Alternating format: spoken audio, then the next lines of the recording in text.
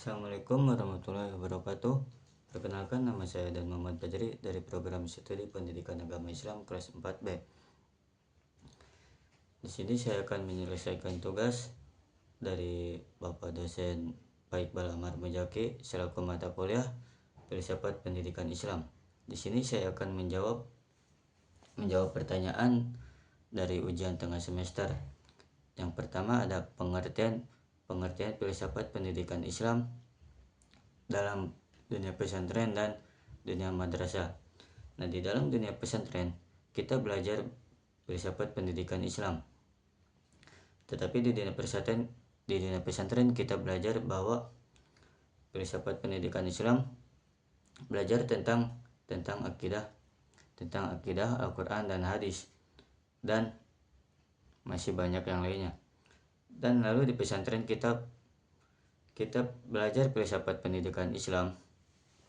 Kita harus mempunyai akhlakul karimah dan memiliki akhlak yang bagus Lalu di madrasah, filsafat pendidikan Islam di madrasah kita digabungkan dengan masyarakat, karena di dalam sekolah madrasah kita belajar filsafat pendidikan untuk belajar untuk kejujuran dan rasa tanggung jawab kepada sesama manusia. Lalu yang kedua ada filsafat pendidikan Islam dan filsafat Barat. Nah, filsafat pendidikan Islam adalah yang menekankan kepada yang bersumber dari Al-Quran dan Al-Hadis atau dari Sunnah. Nah, lalu filsafat Barat adalah yang berdasarkan dari pemikiran orang-orang para filosofi seperti contohnya Aristoteles. Nah, filsafat pendidikan Islam yang menekankan pada Al-Quran dan Hadis, karena di dalam Al-Quran dan Hadis kita banyak tahu tentang filsafat atau ilmu-ilmu filsafat yang ada di dalam Al-Quran dan Hadis. Lalu yang ketiga ada ruang lingkup filsafat pendidikan Islam. Nah, ruang lingkup filsafat pendidikan Islam itu ada 3. Yang pertama tentang hakikat, yang kedua tentang sumber dan metode, yang ketiga ada nilai dan tujuan. Nah, hakikat manusia ini diciptakan oleh Allah Subhanahu wa taala untuk berkembang secara spiritual dan intelektual. Nah, yang kedua ada sumber dan metode. Nah, sumber dan metode dari filsafat pendidikan Islam ini yang bersumberkan dari Al-Quran dan Hadis. Nah, yang ketiga ada nilai dan tujuan. Nah, nilai dan tujuan dari ruang lingkup dari filsafat pendidikan Islam ini adalah untuk membangun akhlak yang bagus, berakhlak mulia dan berakhlak mulia. Nah, tujuan dari ruang lingkup pendidikan Islam ini adalah supaya bisa meneruskan para filosof yang terdahulu untuk generasi yang akan datang. Filsafat pendidikan Islam untuk mengatasi tantangan yang dihadapi oleh lembaga pendidikan Islam pada zaman sekarang.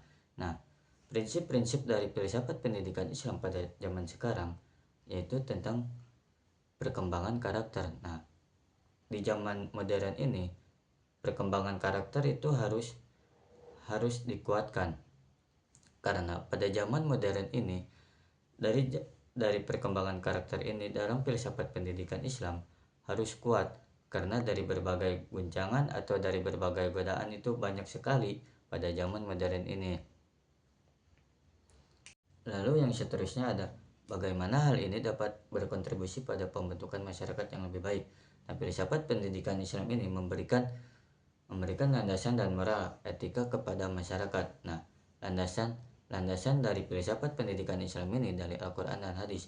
Nah, dari Al-Quran dan Al-Hadis ini supaya kita tahu bahwasanya di dalam filsafat pendidikan Islam ini kita tahu bagaimana cara bertoleransi kepada sesama manusia atau beda agama. Lalu yang seterusnya ada ada apa saja pendekatan paling efektif dalam meningkatkan kualitas pendidikan filsafat pendidikan Islam yang ada saat ini. Nah, pada saat pendidikan Islam pada saat ini adalah yang pertama ada normatif. Normatif adalah suatu landasan dari Al-Quran dan hadis. Lalu yang kedua ada kritis, pendekatan secara kritis. Nah, pendekatan secara kritis ini para filosof filsafat pendidikan Islam ini sangat berpikir kritis karena untuk menggali suatu ilmu yang tidak diketahui menjadi tahu. Nah, jadi banyak para filosof yang sangat berpikir kritis. Konteksnya itu harus secara jelas dalam ilmu filsafat pendidikan Islam. Konteksnya itu harus jelas dalam kita ingin mencari tahu apa yang ingin kita dimaksud dalam filsafat pendidikan Islam ini. Lalu yang seterusnya ada tujuan rancangan program. Nah, tujuan rancangan program ini untuk membangun peserta didik pada zaman sekarang ini untuk bisa meneruskan para filosof terdahulu. Nah, pada zaman modern ini lalu yang seterusnya ada jelaskan program pendidikan. Nah, dari program pendidikan ini kita bisa, anak muda zaman sekarang bisa mencetak generasi yang berakhlakul karimah, yang berakhlak mulia. Nah, pada zaman modern ini kita tidak boleh kalah dengan teknologi, apalagi kita sebagai manusia. Nah, dalam filsafat pendidikan Islam juga ada yang turun temurun dari masa ke masa, yaitu seperti tadi dari ruang lingkup filsafat pendidikan Islam. Nah, di sana sudah dijelaskan. Lalu di sini ada tujuan programnya juga. Nah, tujuan programnya juga kita harus membangun para peserta didik untuk bisa meneruskan para filosof yang terdahulu seperti Aristoteles, Ibnu Sina, dan yang lain-lain. Lalu yang terakhir ada kesetaraan atau keadilan dalam filsafat pendidikan Islam. Nah, maksud dari keadilan dalam filsafat pendidikan Islam ini, kita harus adil. Nah, contohnya kita di dalam sebuah desa terpencil, kita harus bisa membangun sekolah atau membangun pendidikan di daerah terpencil itu, supaya yang di daerah terpencil itu bisa merasakan sebuah sekolah yang dimana telah dibuatkan oleh masyarakat di sana. Nah, lalu kita juga harus berbuat adil kepada siswa yang tidak mampu untuk membiayai sekolahnya.